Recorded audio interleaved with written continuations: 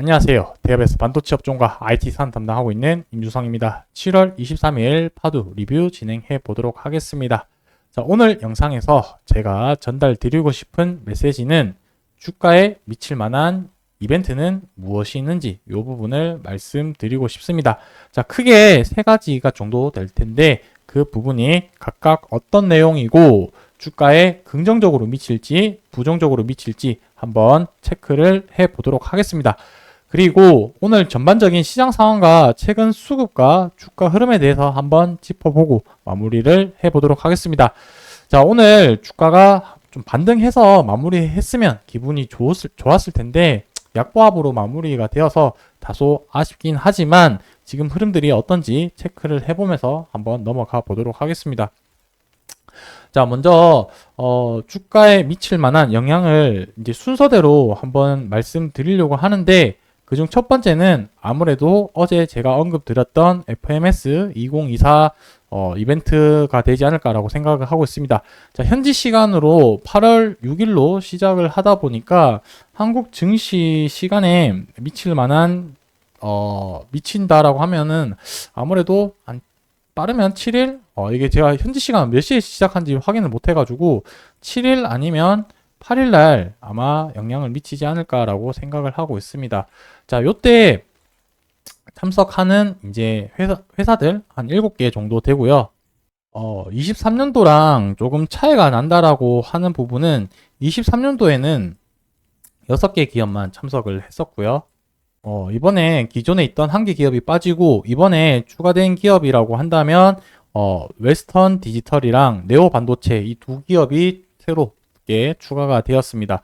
그리고 23년도랑 조금 차이가 굳이 차이점을 말씀드리자면 23년도에는 파도가 여기 제일 앞에 나와 있었는데 이번에는 네 번째로 이렇게 조금 순서가 변경됐다라는 점 생각을 해 주시면 좋을 것 같고 아무래도 이 부분은 주가에 긍정적인 영향을 미치지 않을까라고 생각을 하고 있습니다. 아무래도 파도와 관련된 기술력적인 부분들을 얘기를 할 거고 그리고 여기에 웨스턴 디지털과 함께 이제 메타 공동연설을 진행을 하기 때문에 앞으로에 대한 방향성을 언급을 하면서 아무래도 주가에 긍정적인 영향을 미치지 않을까라고 이렇게 조심스럽게 한번 생각을 해봅니다. 그리고 두 번째는 두 번째 주가에 영향을 미칠 수 있는 부분은 결국에 보호회수 물량이 나오지 않을까라고 생각을 합니다. 이 부분에 대해서는 제가 지난번 영상에서 자세하게 물량이 얼마만큼 있고 어떤 물량이 나올지 말씀드렸으니까 그 부분 참조해 주시면 좋을 것 같고 1번 쪽이랑 2번이랑 요거는 이제 주가에 안 좋은 점, 요거는 좋은 점 이렇게 되다 보니까 만약에 7일날 이 부분이 두 개가 맞물린다라고 했을 때는 이 FMS가 어떤 영향을 미치냐에 따라서 주가가 방향성이 결정이 될 것 같고요. 만약에 8일날 한다고 하면은 7일날 뭐 이제 잠깐 빠졌다가 8일날 올라가는 그런 시나리오가 되지 않을까 이렇게 좀 조심스럽게 생각을 해 봅니다.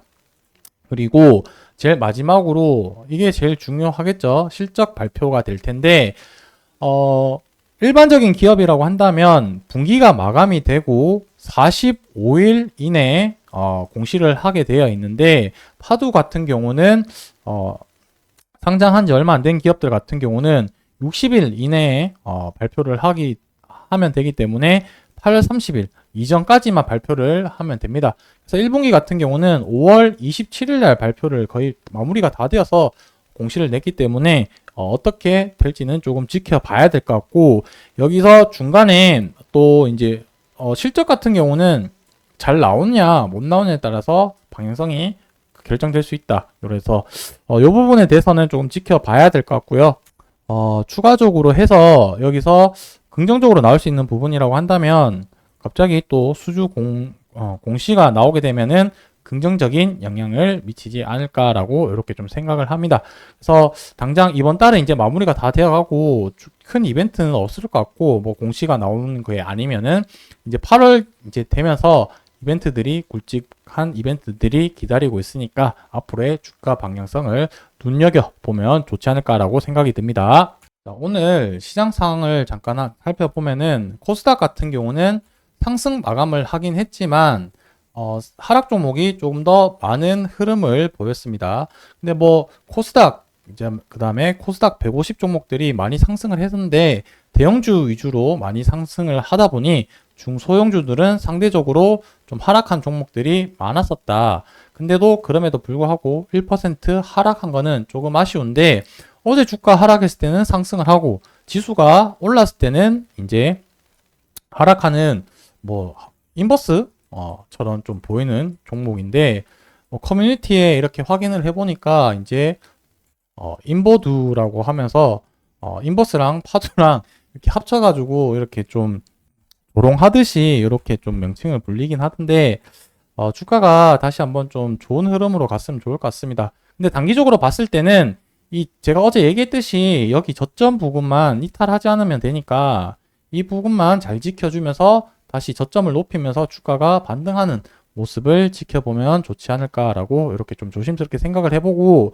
지금 최근에 다소 조금 아쉽다라고 하는 부분은 무엇이냐면 외국인의 비중이 조금 줄어들었던 게 조금 아쉽다 이렇게 말씀드릴 수가 있을 것 같습니다.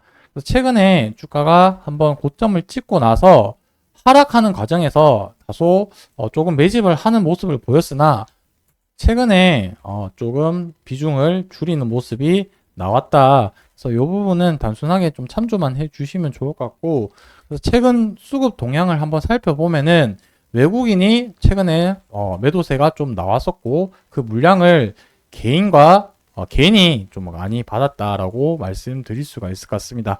그리고 뭐 금투나 기관에서 이제 물량이 조금 들어왔다는 부분이 조금 눈에 띄고요. 기타 법인이랑 뭐 이제 기타 법인도 소폭 들어왔다는 점은 참조만 해주시면 좋을 것 같습니다. 그래서 외국인이 제가 생각했을 때는 그래도 보유 비중을 계속 늘려가면 좋긴 한데 전체적인 흐름으로 봤을 때 이 외국인 보유 비중 자체가 현재로서는 상장 이후에 되게 높은 수치로 계속 유지되고 있기 때문에 최근에 소폭 감소한 부분은 크게 뭐 걱정될 정도는 아닌 것 같다라고 이렇게 좀 보면 좋을 것 같습니다. 그래서 제가 외국인 보유 비중도 계속해서 모니터링을 하면서 영상에서 특이사항 있으면 말씀드리도록 하겠습니다.